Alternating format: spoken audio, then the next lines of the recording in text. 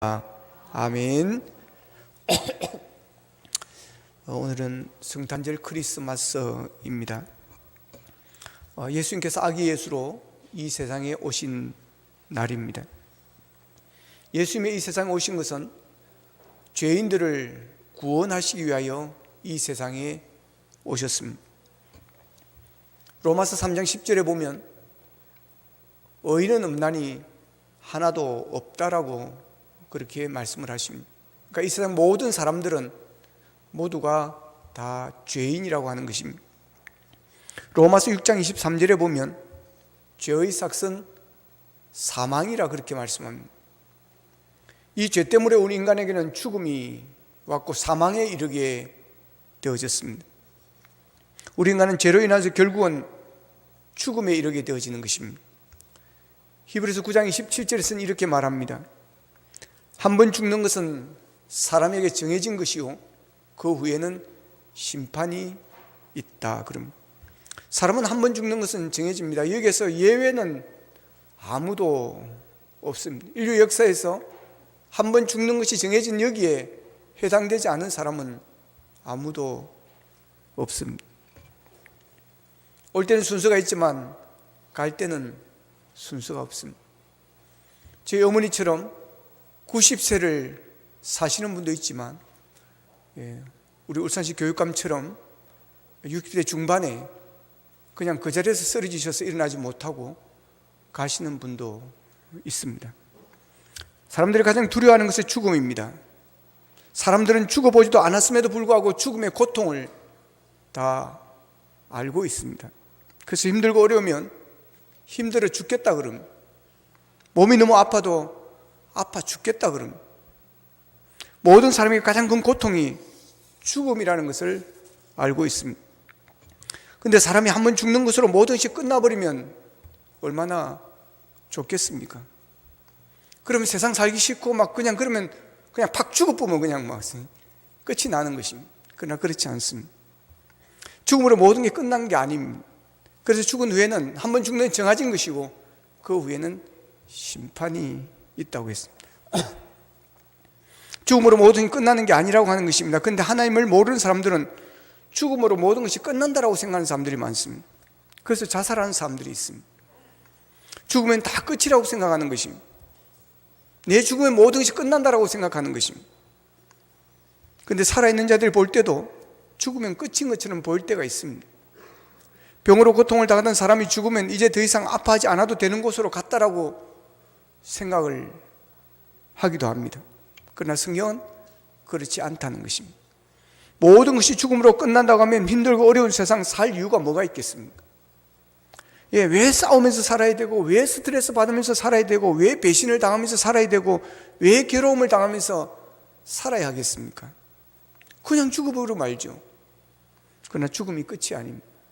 죽음 후에는 심판이 있습니다. 죽음 후에는 천국이 있고 지옥이 기다리고 있습니다. 그런데 우리 인간은 죄인이기 때문에 스스로 그 심판을, 그 형벌을 피할 수가 없습니다. 스스로 구원을 받을 사람은 아무도 없습니다. 죄인이 죄인을 구원할 수가 없습니다. 그러기에 모든 인간의 종착지는 죽음이요, 죽음 후에 기다리는 것은 심판이요, 멸망이요, 지옥인 것입니다. 그러니 인간은 소망이 없는 자인 것입니다. 아무리 이 땅에서 잘 살고 잘 먹지만 길어봤자 여러분 100년입니다. 더 살면 120년까지 살 수 있을지 모르겠습니다. 그러나 그것이 끝입니다. 그 후에 기다리는 것은 영원한 형벌이 기다리고 있습니다. 오늘 성경을 통해서 거지와 부자와 거지 나사로의 이야기를 통해서 우리는 그 현장을 우리는 잘 알고 있습니다. 그러기에 소망이 없는 인간입니다. 그러한 인간을 하나님은 불쌍히 여기시고 죄에서 구원하시기 위해서 독생자 예수 그리스도를 이 땅 위에 보내주셨습니다.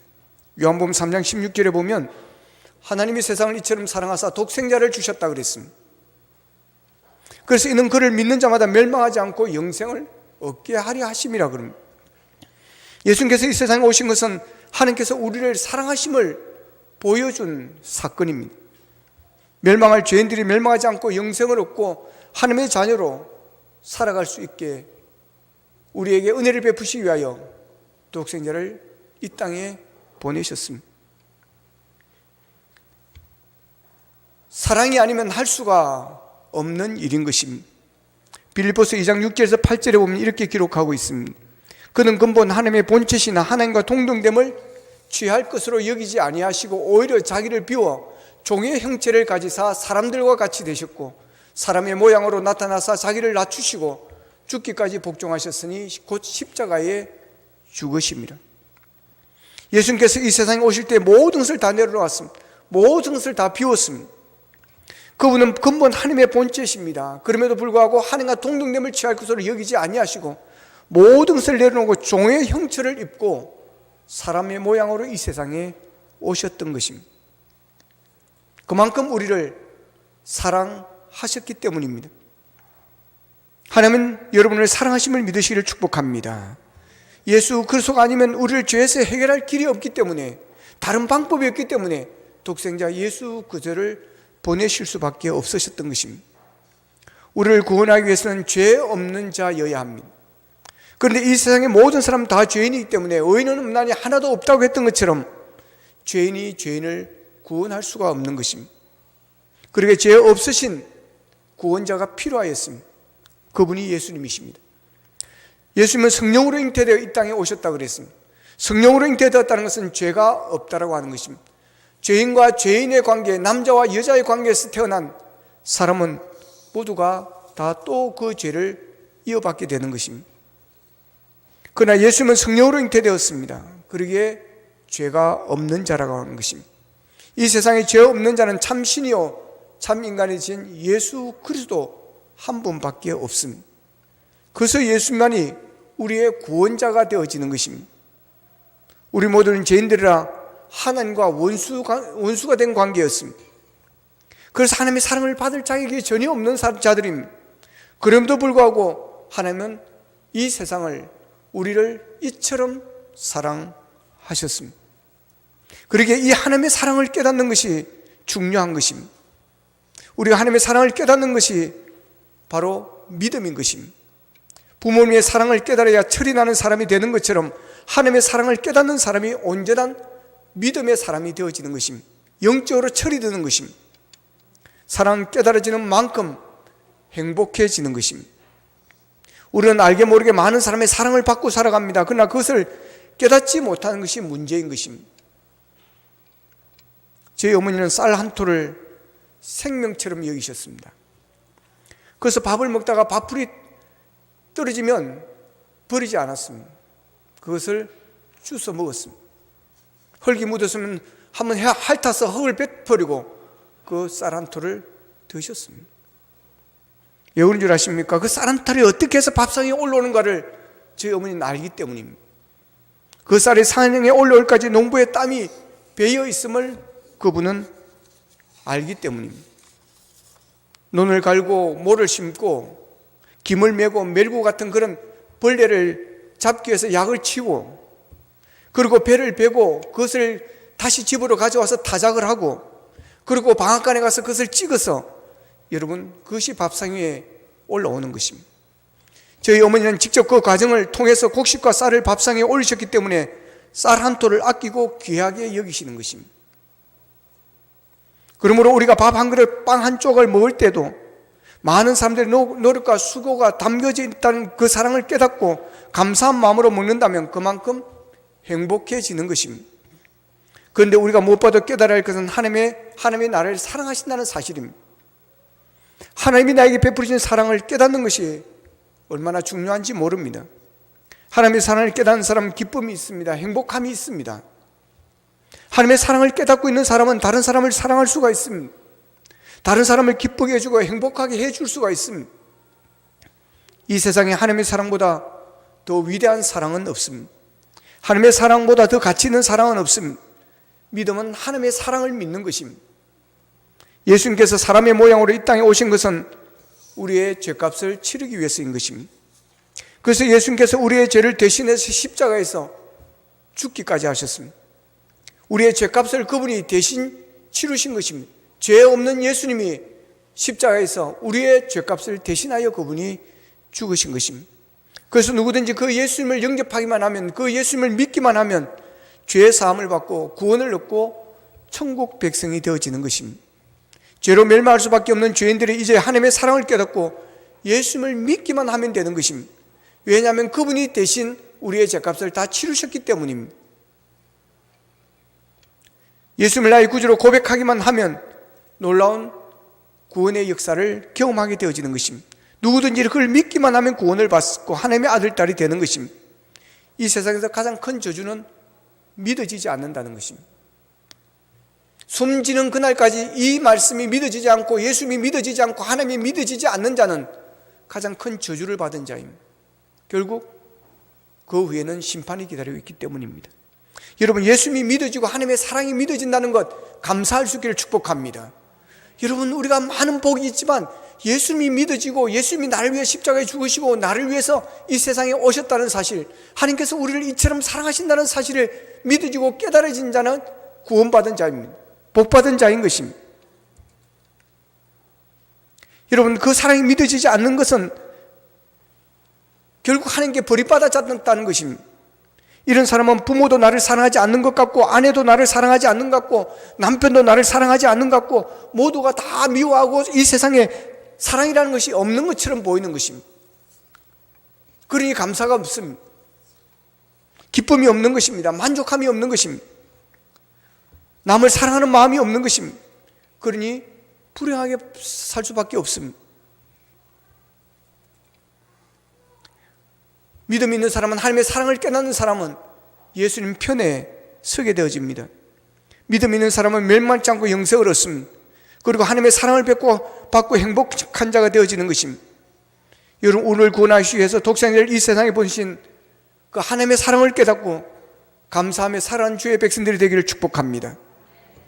오늘 우리가 읽은 본문의 말씀은 성탄절에 아기 예수님을 만났던 멧되지 않은, 처음 성탄절에 예수 그리스도를 만났던 멧되지 않은 한 부류에 속하는 동방 박사들이 아기 예수님을 찾아가서 아기 예수님을 경배하는 내용입니다.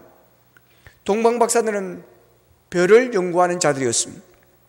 천문학자인 그들은 하늘을 관찰하다가 이상한 별을 발견했습니다.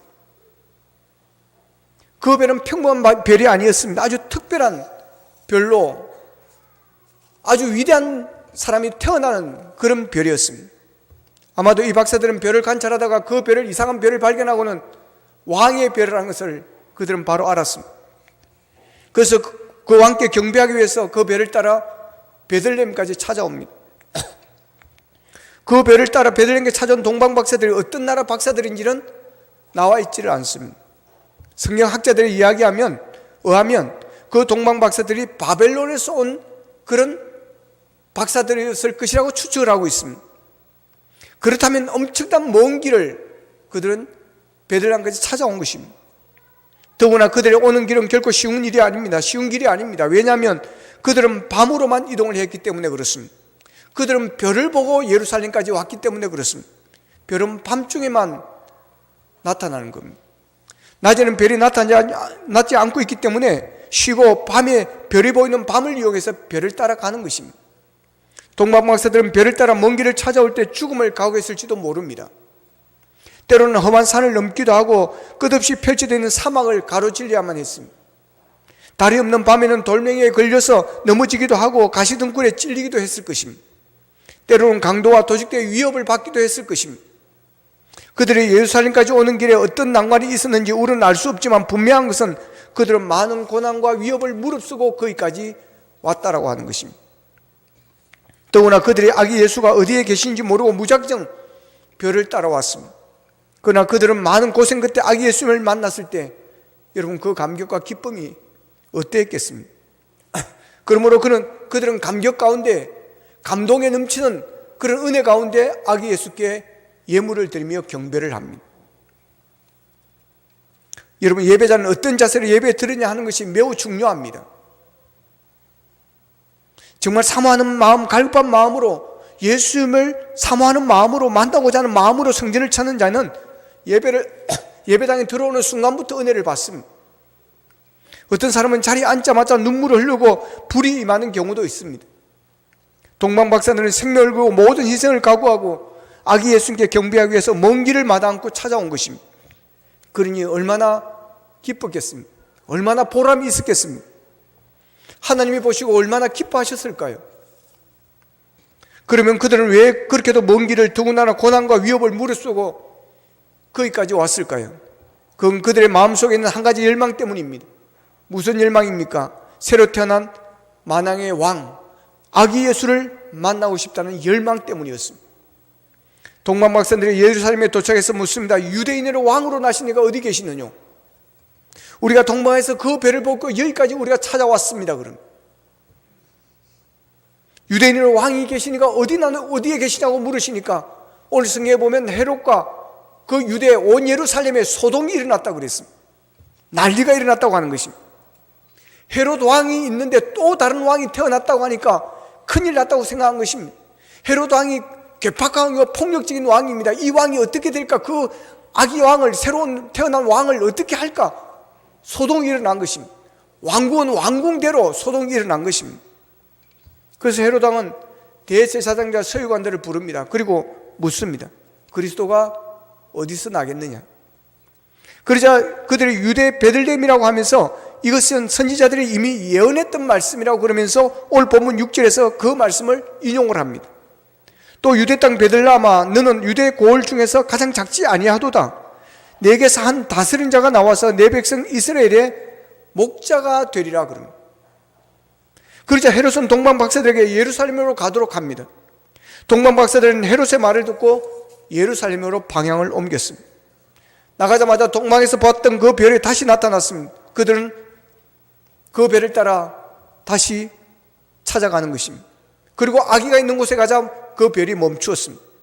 동방 박사는 그 집에 들어가서 아기가 그의 어머니와 함께 있는 것을 보고 엎드려 아기에게 경배하고 그 집에 가져온 황금과 유황과 모략의 예물을 드리면서 경배를 했습니다. 여기서 황금은 왕권을 의미하는 것입니다. 우리나라 박물관에 가보아도 왕은 황금으로 왕관을 만들었었습니다. 황금의 띠를 띄었습니다. 황금 그릇을 사용하였습니다. 동방 박사들이 아기 예수에게 황금을 선물로 드린 것은 예수님이 우리의 왕이라고 하는 그런 믿음의 고백이 그 안에 들어있습니다. 당시 역사가 세네카는 그 당시에 중동에서는 이런 말이 있었다고 전해지고 있습니다. 황금을 가지지 않고는 왕을 만날 생각을 하지 마라. 왕을 만날 때는 반드시 준비할 것이 선물이 금이었다는 것입니다. 황금이었다는 것입니다. 황금은 금속의 왕이고 예수님은 세상의 왕이십니다. 예수님은 왕 대신 사람이며 사람이 대신 왕입니다. 예수님은 힘으로 이 세상을 통치하는 왕이 아니라 사랑으로 통치하는 왕이셨습니다. 예수님은 총이나 법으로 이 세상을 다루시지 않으시고 십자가로 온 데 세상을 다스리신 왕입니다. 세상 왕은 못할 것이 너무 많은 왕이지만 예수님은 못할 것이 없으신 전지전능하신 왕이십니다. 세상의 왕은 모든 면에 전문적인 지식을 가지고 있지 못하기에 참모들이 같이 일해줘야 하는 왕이지만 예수님은 모든 면에 탁월한 지식을 가진 왕 중의 왕이십니다. 정치, 경제, 교육, 건강 모든 면에서 그를 따를 자가 없는 왕이십니다. 세상의 왕은 임기가 있는 일시적인 왕이지만 예수님은 영원한 왕이십니다. 세상의 왕은 이 땅의 왕이지만 예수님은 오는 세상에서도 그분은 왕이십니다. 예수님은 세상의 그 어떤 왕과 비교할 수가 없습니다. 동방 박사들이 아기 예수에게 황금을 바친 것은 예수님은 왕이라는 고백이 들어있는 것입니다. 동방 박사는 그 왕을 만나기 위해서 먼 길을 마다하고 자기의 모든 일을 뒤로 미루고 무작정 별만 보고 거기까지 찾아왔습니다. 그들의 마음속에 왕을 만나고 싶다는 열망이 없었다면 그들은 애초 동방에서 출발하지 않았을 것입니다. 왕을 만나보고 싶다는 열망이 없었다면 오는 중에 어려움을 만났을 때 포기하고 그들은 돌아가 버렸을 것입니다. 그러나 그들은 그들의 마음을 사로잡고 있는 왕을 만나고 싶다는 열망에 이끌려 힘들고 어려운 과정을 겪어가면서 예루살렘까지 찾아왔던 것입니다. 동방 박사들의 그 열망이 만왕의 왕이신 아기 예수를 가장 먼저 찾아뵙고 경배하는 영광된 자가 되었고 그들의 이름은 예수 그리스도가 오신 날을 기념할 때마다 영원히 빛나는 동방 박사들이 되어졌습니다. 열망은 우리에게 희망을 줍니다. 그리고 열망을 따라가면 희망이 이루어집니다. 우리에게 그런 열망이 있기를 바랍니다. 우리 신앙인들의 무엇보다도 하나님을 향한 열망이 있어야 하는 것입니다. 하나님을 만나고 싶은 열망이 있어야 됩니다. 우리에게 열망이 있으면 왕이신 하나님을 만날 수가 있습니다. 잠언서 8장 17절에 보면 나를 사랑하는 자들이 나의 사랑을 입으며 나를 간절히 찾는 자가 나를 만날 것이라 그랬습니다. 시편 42편 1절 2절입니다. 같이 읽겠습니다. 시작. 하나님이여 사슴이 시냇물을 찾기에 갈급함 같이 내 영혼이 주를 찾기에 갈급하나이다. 내 영혼이 하나님 곧 살아계시는 하나님을 갈망하나니 내가 어느 때까지 나아가서 하나님의 얼굴을 배울까. 아멘. 그렇습니다. 하나님은 간절히 찾는 자를 만나 주신다는 것입니다. 여러분, 예수님을 만나고 하나님을 만나기를 얼마나 갈망해 보셨습니까? 목마른 사슴이 시냇물을 찾듯이 갈급한 심령으로, 그런 심령으로 여러분 주님을 찾으시나요? 하나님을 만나기를 갈망하는 사람에게 하나님은 만나 주시고, 예수님을 만나고 싶다고 갈망하는 사람에게 예수님은 만나 주십니다. 예수님은 만왕의 왕이십니다. 우리의 생명을 구원하시는 구원자이십니다. 그 예수님을 만나야 우리가 영원한 생명을 얻게 되어지는 것입니다. 그 예수님을 만나는 것은 세상 그 무엇보다도 귀하고 가장 귀한 것입니다. 그래서 오늘 예수님을 만나야 됩니다. 만왕의 왕이신 예수님을 만나는 것, 이 세상에 그 어떤 것보다 영광스러운 것이 되어지는 것입니다. 예수님을 만날 때 그의 인생이 바뀌어지는 것입니다. 그의 운명이 바뀌어지는 것입니다. 멸망할 자가 영생을 얻는 영원한 축복을 받는 자가 되어지는 것입니다. 여러분에게 이 동방박사들처럼 우리의 소망이시오 만왕의 왕으로 오신 예수님을 만나고자 하는 열망이 뜨거워지기를 주님의 이름으로 축복합니다. 동방박사들이 해야 할 일이 많고 해야 할 일들 많고 할 일도 많았습니다. 그 모든 것을 다 미루고 아기 예수 만나는 것을 첫 번째로 두고 달려와 아기 예수를 만나고 경배했던 것처럼 우리도 예수님을 만나는 것을 최우선에 두기를 원합니다. 하나님께 드리는 예배를 가장 우리의 삶의 우선순위를 두기를 바랍니다. 할 일이 많고 만날 사람도 많지만 그러나 예수님을 만나고 하나님을 만나는 그것이 우선이 되어지기를 원합니다. 그래 예수님을 만나는 기쁨을 누리십시오. 그리고 예수를 믿어 구원을 받고 죽어도 살고 살아서 믿는 자는 영원히 사는 부활의 주인공이 되어지고 천국 백성의 복을 누리시기를 원합니다. 동방박사처럼 그들의 이름 동방박사가 영원히 빛나는 것처럼 여러분의 이름이 생명책에 기록되어 영원히 빛나는 영광된 이름이 되시기를 주님의 이름으로 축원합니다. 기도하겠습니다. 말씀 붙잡고 우리 함께 기도하기를 원합니다. 하나님 아버지, 동방박사들 같은 열망이 우리에 있기를 원합니다. 만왕의 왕으로 오신 예수님, 그 예수님을 우리가 만나게 하기를 원합니다. 찾기를 원합니다. 나를 간절히 찾는 자가 나를 만날 것이라고 하였습니다. 하나님을 찾습니다. 갈망합니다. 뜨겁게 열망합니다. 만나 주시옵소서. 그래 우리의 삶이 변화되지기를 원합니다. 거듭나기를 원합니다. 새로운 인생이 되어지기를 원합니다. 하나님의 축복받는 인생이 되어지기를 원합니다. 아버지 하나님, 예수 그리스도 하나님의 사랑을 우리가 깨닫게 하여 주시고 그 사랑에 감사하며 감격 속에 우리가 주님을 만나고 예배하는 삶을 살아갈 수 있도록 도와주옵소서. 예수 그리스도께서 우리를 구원하시기 위해 이 세상에 오셨습니다. 이 기쁨, 이 복음의 소식이 온 세상에 퍼질 수 있도록 도와주시고 우리가 그 복음을 전하는 자들이 되게 도와주시옵소서. 다 같이 기도드리겠습니다. 삼으신 아버지 하나님 감사하고 감사합니다. 아버지 하나님 오늘 동방 말씀을 통해서 아기 예수님을 경배하는 아버지 하나님 그 모습을 우리 함께 보았습니다. 우리를 구원하시고 이 세상에 오신 예수님, 하늘 보좌를 버리고 낮고 친한 이 땅에 오신 예수님, 종의 형체를 입으시고 사람의 모양으로 이 땅에 오신 예수님, 우리를 위하여 십자가의 피와 물을 다 쏟으신 예수님, 그 하나님의 사랑을 우리가 깨닫기를 원합니다. 그 하나님의 사랑을 깨닫고 감사하며 살기를 원합니다.